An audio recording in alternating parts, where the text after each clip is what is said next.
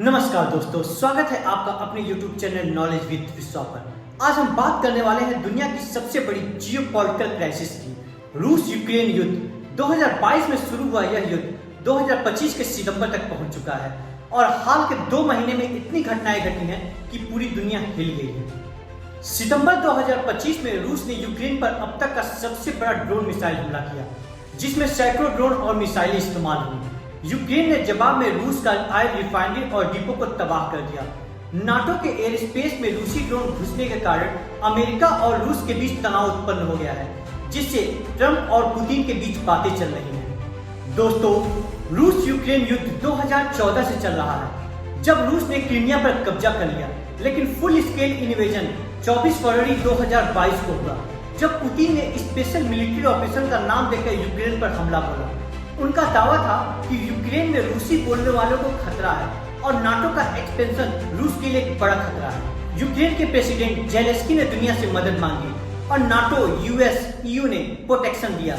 2025 तक रूस ने डोनेट्स्क, लुहांस्क, खेर्सन और जापोरिजिया के कुछ हिस्से कब्जे में ले लिए, लेकिन यूक्रेन ने काउंटर ऑफेंसिव से रूस को पीछे ढकेला।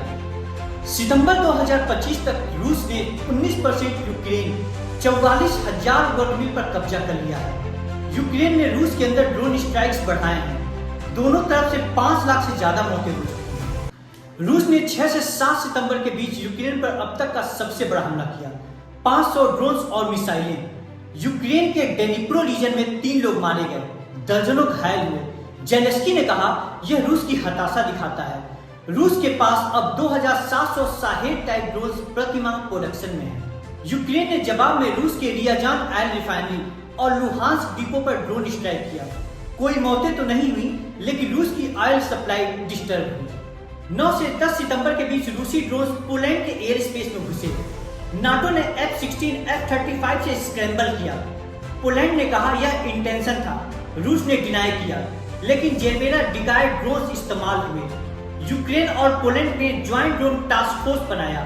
चेक प्रेसिडेंट ने कहा रूसी जेट्स को शूट डाउन करें अगर जरूरी हो। रूस और बेलारूस ने ज्वाइंट मिलिट्री एक्सरसाइज जापार 2025 शुरू की, जो 12 सितंबर से लेकर 16 सितंबर तक चली, जिसमें यूक्रेन वार से सीखे लेसन शेयर किए गए। ड्रोन वारफेयर को चेक किया गया। पुतिन ने यूनिफॉर्म पहनकर पूरे एक्सरसाइज का सर्वे किया, जिसमें इंडिया ने भी 65 सैनिक भेजे। यह नाटो की एक धमकी।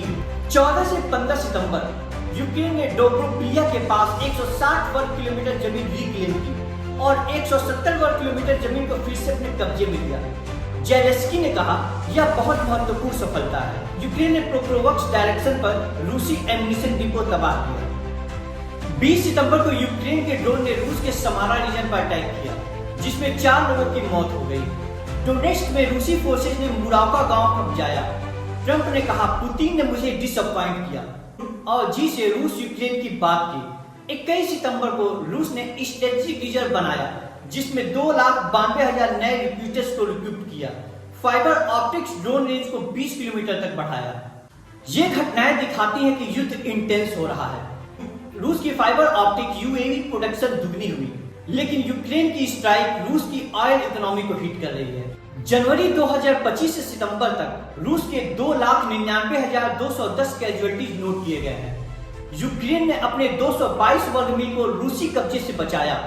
रूस फाइबर ऑप्टिक ड्रोन पर फोकस कर रहा है, जबकि Ukraine counter drone lasers test कर रहा है। ट्रंप ने सैंक्शंस और टेरिफ से रूस चाइना अलायंस ब्रेक करने की बात की। अगर नाटो ट्रूप्स यूक्रेन युद्ध में आया तो वर्ल्ड वॉर 3 का खतरा है, लेकिन जेलेंस्की नोबेल पीस प्राइज के लिए स्ट्रॉन्ग कैंडिडेट बन चुके हैं। दोस्तों, ये युद्ध सिर्फ यूक्रेन का नहीं, डेमोक्रेसी वर्सेस ऑटोक्रेसी का है। सितंबर 2025 ने दिखाया कि यूक्रेन हार नहीं मानेगा। आपका क्या ख्याल है, कमेंट में बताएं। अगर मेरा वीडियो पसंद आया हो तो इसे लाइक करें, मेरे चैनल को सब्सक्राइब करें। मिलते हैं अगले वीडियो में, तब तक के लिए नमस्कार।